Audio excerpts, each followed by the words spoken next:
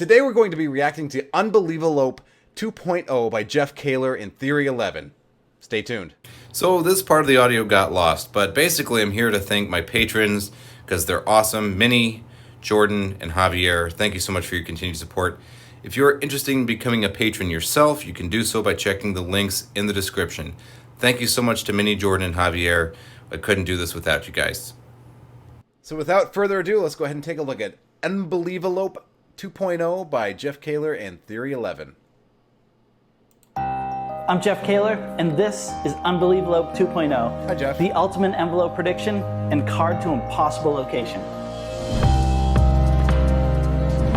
Unbelievalope can be performed live and is perfect for your online shows. My experience with the first version of this is actually excellent. So I'm curious to see if 2.0 tells you what's new about it. And we'll continue. We'll continue. Our prediction is clearly in view inside of a window envelope. This could be a note, playing card, billet, or currency. In this, you know what? That kind of reminds me of, like, I think Unbelievalope 1.0 uses like a white envelopes, and the 0.0 or whatever my version was done with mailing envelopes that you got from the post office. Right, so they went from post office, how do you construct this yourself, from the post office, then to a white version, to now this craft brown paper version. It feels a lot like the Amaze box. Do you guys remember the Amaze box with the white? It was white cardboard, and then they went to the brown cardboard, which just looked more natural. And it feels like this is exactly. Is it just a facelift or a different material that they made it out of? I don't know. I'm curious. Item can be switched undetected, seamlessly, and visually. He just did a switch there. I have the first version of this that came in TKO 2.0, which, go check it out. It's awesome, by the way. But that was the switch. It's that clean. It's great. You can use it as a mentalist. You can use it as a magician. You can use it all over the place for lots of different things. It's a great way to do a lot of different magic. It's a very versatile tool. And I love the version that I do, which was the original. Again, I haven't heard anything that's new. It's just basically telling you all the merits of the original version. So let's see if he tells us anything different. A to B. It's such So a imagine clean this. switch. Your audience can see that there's a playing Perfect. card inside of a window envelope. A spectator signs any card. Yep. It vanishes from the deck and appears to be the card that was in full view the entire time. It's like paper clips without the paper clip. Cool. Which means you don't have to fold your card necessarily, which is nice. How about this? You walk on stage holding an envelope with a folded up piece of paper inside. Okay. An audience member names any number from 1 through 10. Let's say they say the number 5. You reach in, pull the prediction out, and it's the number 5. That seems like a weak sauce use for it. Like, okay, 1 through 10.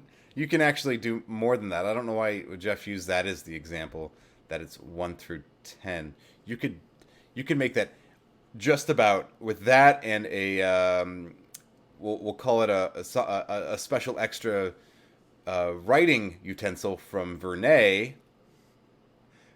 You could do any number inside the envelope, right? Why just 1 through 10? I don't know why he limited it like that's strange. You could do anything.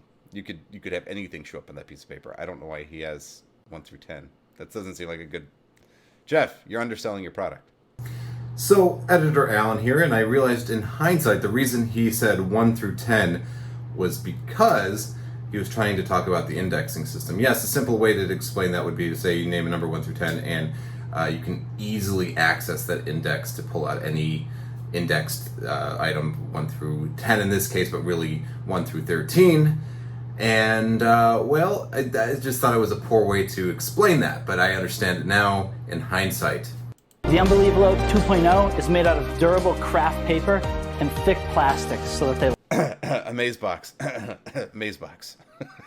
last. The envelope color also allows predictions and cards to stand out. That's fair. The white version, I could see, especially like a slip of paper just completely disappearing into the background of that. So yeah, that is a good move to craft paper to have that pop out more. Unbelievalope packs small but plays massive. It does. And it's so versatile that you can use it as a closer or opener in your online shows or even in front of thousands of people. It's Unbelievalope 2.0. So what's the 2.0 version? Is that just it's made out of craft paper now? I'm still not sure. Does this add something to it? I'm still not clear. We're that far into the video. We're 1 minute and 33 seconds into the video, and I still don't know why it's 2.0.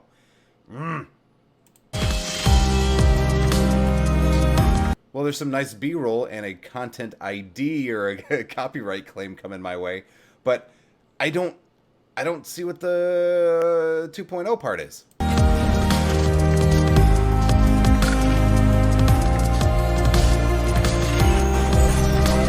I think that's just a bunch of B-roll. Is there somewhere in the text? I don't think. What's the 2.0? Oh, okay. I'm seeing it right there. The last paragraph right here says Unbelievalope 2.0 includes a brand new index system with the ability to index 13 different card or prediction options. Includes everything you need to get performing right away, including a 20-minute all-new training video with unrivaled expert instruction by Jeff Kaylor. Okay, so that's what you get. You get an index system. Okay, that's interesting. The original in my version does not have an index system. I'm not sure. I mean, I could imagine a couple of ways that you could create an index system with it, but that could be worth it. That could be worth it. It's $50, which is expensive, but from my experience and as much as I use it, that's actually a pretty good deal for what you're getting. I wonder if there's instruction on how to build your own in an emergency, like you get in TKO 2.0, which is, again, excellent. But my experience with that version is it's excellent. And if this is the second iteration, or technically the third iteration of this with an index system, that's pretty cool. I'm happy with my version that I've got. I don't really need the index system.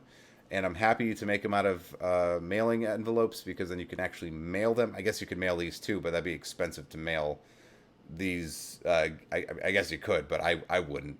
But you can mail the other ones, so that's cool that mail the prediction ahead of time. And that's this real strength of building them out of post office envelopes. But it's cool, and it really does. It does pack really flat and play really large. And you can have that hanging out in front of somewhere all day long, and it's my version is excellent, and I'm sure that if you don't need to be able to mail these, if you just want to have them in your show and presented somewhere, it's probably great. The index system, that sounds really interesting to me. Maybe there's a way to modify the original instruction for this and get that. But again, I don't know what that is, and I don't know how it's constructed or how you go about that. And so, you'd be paying $50 just to learn the index system, which may be proprietary to this new pre-manufactured envelopes. I don't know. I can tell you that, again, my experience with the original version is great. I really enjoy it. And if you're looking for a way to have like some kind of full view prediction, I don't know of a better one. If you're interested, and I can tell you the version that I have is excellent, and I recommend the original version. I imagine that this one's just as good, if not better, keeping in mind, of course, that it's kind of weird. Either TKO 2.0 is fantastic, or Unbelievalope 2.0 seems to be kind of the way to go, but the one in the middle is maybe not. All you get is a pre-manufactured envelope in that one. Figure out whether you want TKO 2.0 or Unbelievalope 2.0. TKO 2.0 is like $80, I think. I paid for it, and you get a bunch of other effects in there as well. And I think you have the strength of being able to construct these yourselves and then mail them. So I would still recommend TKO 2.0 over Unbelievalope 2.0, but it's your call, guys. Whatever you want to do. Awesome. I hope you enjoyed this. That's my look at Unbelievalope 2.0 from Jeff Kaylor and Theory 11. An interesting product. I am very curious about the indexing system. If somebody has this and they know about the indexing system, please leave a comment down below if you think that the index system makes it worth upgrading from Unbelievalope to 1.0 or the bonus version that's taught in TKO 2.0. Thank you guys for watching. I will see you in the next one. Cheers.